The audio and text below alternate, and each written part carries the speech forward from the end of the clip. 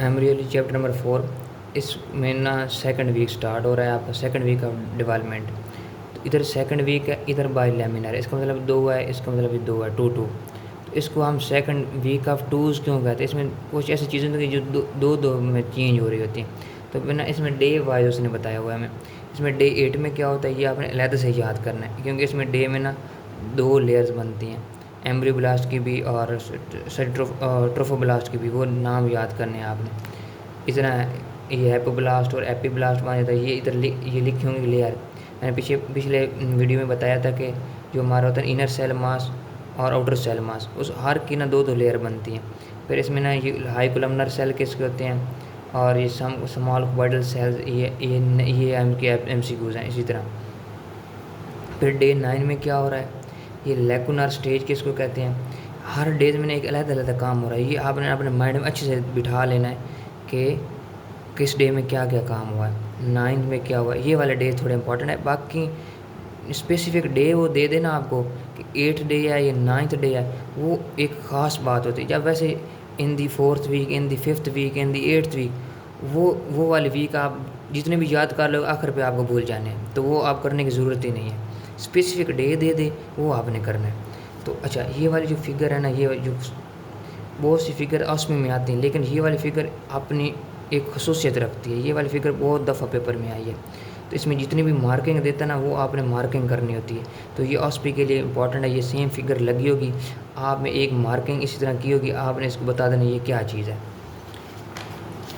Then day 12th, 11 और 12 ये क्यों इंपॉर्टेंट? इसमें ये इंपॉर्टेंट है कि इधर एक होती है यूट्रोप्लेसेंटल सर्कुलेशन। क्या होती है? ये वाइवा का क्वेश्चन है आपका। इसमें ना साइनोसाइड्स बन जाती हैं और ब्लड ट्रांसपोर्ट होना शुरू हो जाता है। डे 11, 10, 11 और 12 में एक इम्पॉर्टेंट क्यों है? इसमें यूट्रोप्लेसेंटल सर्कुलेशन का आपका वाइवा में ये चीज़ पूछता है। बाकी आपने जस्ट इसको रीड कर लेना है। देन डे 13 है। डे 13 में ये आपने बताना कि इसमें प्राइमरी विलाय वगैरह बन जाते हैं। तो मज़ीद पेनिट्रेशन हो रही है तो ना ऊपर की तरफ, तो प्राइमरी विलाय सेकेंडरी विलाय बनने का ना प्रोसेस स्टार्ट हो जाता है। तो ये आपने इसमें कर लेना है। सो करने के बाद ये वाली फिगर भी इसी तरह ऑस्पी में जितनी फिगर्स होती हैं ना, ये ऑस्पी में आती होती हैं। तो बार बार मैं मतलब वही बताता रहूँ तो अच्छा नहीं लगता। उसके बाद ये जितने भी क्लिनिकल्स होते हैं ना, ये आपने करने होते हैं। इसमें सबसे एक आपका इम्पोर्टेंट जो है ना, प्लेसेंटा प्रीविया, इसकी डेफिनेशन आपको आनी चाहिए। ठीक है। उसके बाद एक्टोपिक प्रेगनेंसी क्या चीज़ होती है, ये बहुत ना इम्पोर्टेंट समझने एक किस्म का क्वेश्चन है कि एक्टोपिक प्रेगनेंसी क्या होती है। अगर इम्प्लांटेशन इस यूट्रस में होने की बजाय किसी और जगह इम्प्लांटेशन हो रही है तो उसको एक्टोपिक प्रेगनेंसी कहते हैं। उसमें उसने साइट्स बताई होंगी, site 1, site 2, site 3, site 4, site 5, site 6।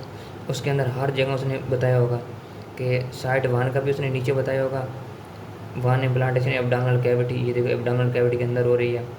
2 implantation ampullar region में हो रही है। तीसरा, तो हर की उसने परसेंटेज बताई, 80% जो है वो इस साइड 2 पे होती है। तो ये आपके लिए इम्पोर्टेंट है कि 80% इसमें इम्प्लांटेशन एम्पुला पे हो रही है।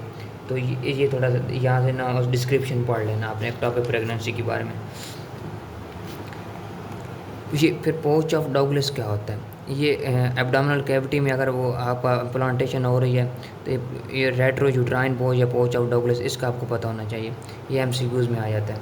अच्छा, उसके बाद आपको क्लिनिकल दिया है हाइड्रोडिफॉर्म मोल। इसकी डिटेल आपने अच्छे से पढ़नी है। ये इसकी डिटेल में ये होता है कि आपको ना औरत को प्री इक्लम्शिया होने की चांसेस होते हैं, वो आप अगले टॉपिक में देखेंगे।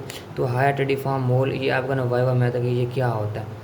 ठीक है। तो ये यहाँ तक आपने करना है। इसमें जीनोम इम्प्रिंटिंग एक टेक्निक दी गई है, इसका भी रोल लिखा होगा। लेकिन वैसे ये काम थोड़ा मुश्किल करके लिखा होगा, इसको आपने लेक्चर ले लेना है हेरिडिटी फॉर्म मोल का। उसके बाद आप पढ़ेंगे ना तो फिर आपको आसानी होगी। यहाँ पे आपका ये चैप्टर एंड होता है।